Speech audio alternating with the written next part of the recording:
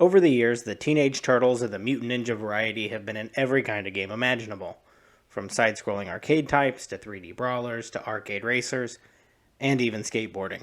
Some of these games are even considered the best in their genres.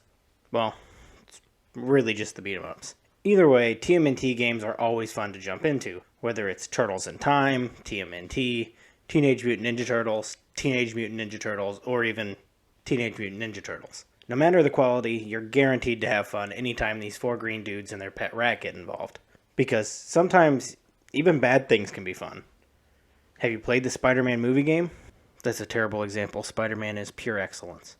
Even though we've gotten a steady stream of Turtles games since they first hit the gaming scene, they didn't take the transition to the 3D generation of games as well as their peers did. While other licensed gaming properties like Batman, Larry Boy, and Spider-Man managed to climb their way to the top tier over the years, the Turtles never could recapture that magic. But thanks to the ever-growing world of indie games making 2D games relevant again, the Turtles have a second shot at glory with the recent release of Teenage Mutant Ninja Turtles: Shredder's Revenge.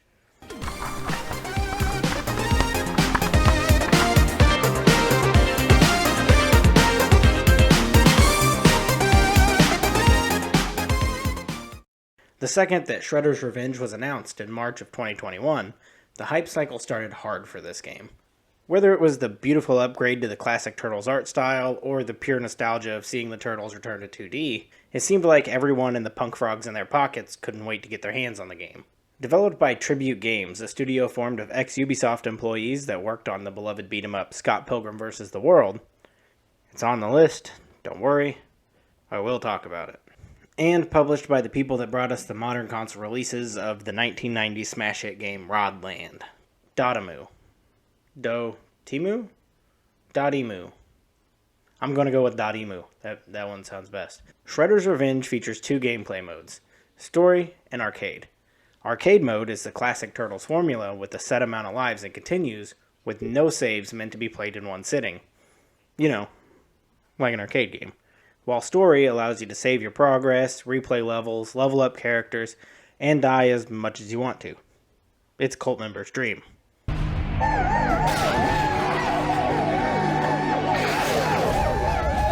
Taking a look at the story mode, it opens to the Turtles watching the local news, because they still live in 1997, when the broadcast is hijacked by Krang stealing the Statue of Liberty. Hold on a minute. I've seen this somewhere before. Once your turtle is selected, the game opens up with Krang stealing the entire Statue of Liberty. They always return to the scene of the crime. Who let you in here? More importantly, how long have you been standing there?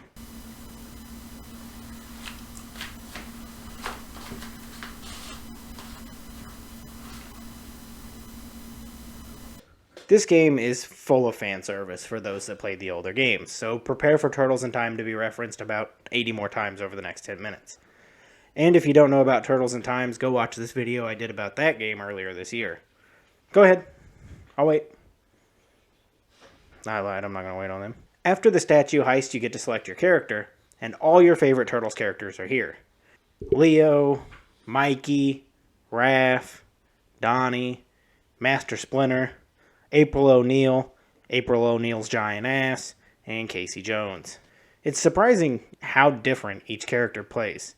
I chose to do my first playthrough as Leo, because who wouldn't pick the best turtle? But after finishing the story, when I decided to go back through the game trying to level up each of the characters, I found myself relearning how to play every time I switched to the new character. Not only do they have different levels of power, range, and speed, but everything from the way they jump to how different attacks land and the special moves they have in their arsenal all feel drastically different. When playing as a character like Michelangelo, I found with his low range and power, it was best to use his speed to my advantage, by running in for a few hits and then backing out, and then back in for a few more hits and back out again. Whereas Raph, who is all about power, it was best to get up close and don't stop swinging till it's dead. And Donnie is useless, he's the worst turtle. There's also been some new additions to gameplay this time around. Not only does each character have different special moves, they also unlock different variations of special moves like moving and jumping specials. And you can stock specials by taunting. And if you have a tendency to taunt every time before moving to the next screen like me, you'll hear Mikey say "Party Dude" so many times it starts to haunt you.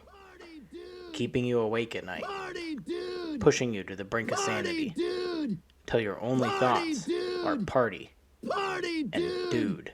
Party, dude! Party, dude! Party, dude! Party, dude! Party, dude! Anyways, back to Turtles. After you pick your favorite turtle, you're greeted with more fan service in the form of an overworld map, much like the one seen in the original Turtles game for NES. The map features 16 different levels for you to drive the turtle van to, along with side objectives for extra experience points if you're into that kind of thing. The levels range from new original ideas to completely new versions of classic levels. And every single one of these levels is absolutely beautiful. Whether it's the entirely new ideas or remixes of older levels, the atmosphere shines every time. There isn't a single bad level in this game, but to avoid completely spoiling everything for you, I'll touch on a few of my favorites. Jawbreaking News, the first level of the game, is really cool because it covers a wide variety of areas.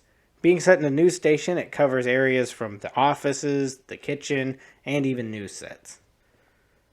Obviously. That one is immediately followed up by Big Apple 3 p.m., which is a new version of the classic Turtles in Time level, Big Apple 3 a.m., featuring the same setting of the New York streets, giving it the same feel of the original, but it's a completely newly designed level to keep fans of the original on their toes. Mall Meltdown is an entirely original level that still has a hit of nostalgia, as it's obviously set in a classic beat-em-up setting, a mall. This one is all atmosphere, with Foot Clan members working all the shops in the mall for a good laugh, and escalators breaking up each section of the level. Now the last one I want to mention is Technodrome Redux, which is a sequel to the Turtles in Time level, Technodrome. This level features the exact same layout all the way down to an elevator sequence, but this time you get to see the aftermath from the last time the Turtles visited. Now keep in mind, these aren't the only good levels in the game, they're just my favorites. Every single level will have you staring in awe at the incredible art style and set design one minute, and the next, laughing at the ridiculous gags from the Foot Clan ninjas, who you'll find doing everything from typing on a computer without a keyboard, to cooking in the kitchen, to eating popsicles through their masks. Additionally, each level is littered with collectibles and characters to find hidden behind doors and breakable objects. Each character you find will become one of those side quests I mentioned a moment ago, where they'll send you out to find collectibles like bugs, journals, or VHS tapes, and will reward you with extra experience points for finding all of them. Not only are each of the levels full of collectibles, but also various environmental hazards like trains, animal stampedes, and sewer manholes to fall down. Alongside those hazards are one of my all-time favorite things to find in a video game, environmental weapons, which can be launched at enemies to knock out huge groups if hit at the right time.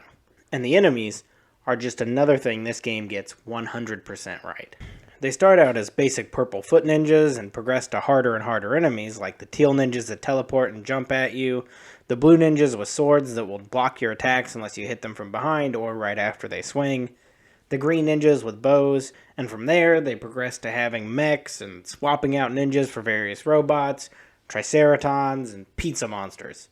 Not to mention the gallery of bosses included this time around. Classics like Baxter Stockman, Krang, Shredder, and Leatherhead, alongside a few you don't see too often in games like Chrome Dome and Captain Zorax. None of these enemies or bosses are too incredibly hard, but if you do need some help, you can call in a friend, or 6, to help you out. Because what would a beat 'em up be without co-op? It'd be maximum carnage, so it would be freaking sick, dude. Turtles games are known for co-op, and Shredder's Revenge is no exception. The entire game, story, or arcade mode can be played with up to 6 players, online, or in couch co-op. Hey man, since you're standing over there, do you want to join in? As long as I don't have to be Donatello. I can be anyone else, I'm good. Yeah, of course. Donatello sucks. Everyone knows that. An old work boot would have made a better ninja and a better turtle than him.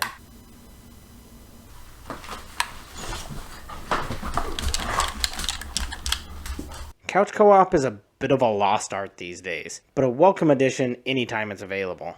And having 6 people on screen can make it a little hard to keep track of where you are or what's going on, but it just elevates the fun even more. But nothing quite matches the feeling of playing with someone right next to you. And Dotemu went all out in the co-op department. Not only does it help to have a partner for the difficult parts, but they even added in the ability to cheer up your teammate to give them some of your life when they're in need. They also added in big pizzas that will heal everyone in the party, not just the person who picks it up. Thanks, Big Pizza. The only thing they didn't think of was adding a dedicated run button.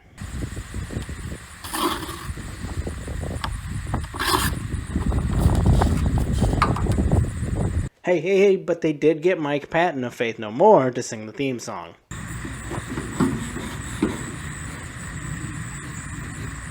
Co-op is an even bigger help when you're switching over to the arcade mode. The arcade mode follows all the same levels, but in a more old-school format. Like I said earlier, the leveling system has been stripped out along with the ability to save, making the gameplay more like the classic arcade titles. This mode is still completely playable in up to 6-player multiplayer, so feel free to add another player at this point. Arcade also features a credit system to keep you going if you're defeated in a level. Once again, another thing pulled from the original format.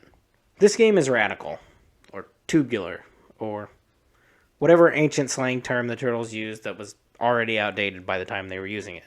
Shredder's Revenge is one of the few exceptions where the quality of game lives up to the hype cycle that came before it.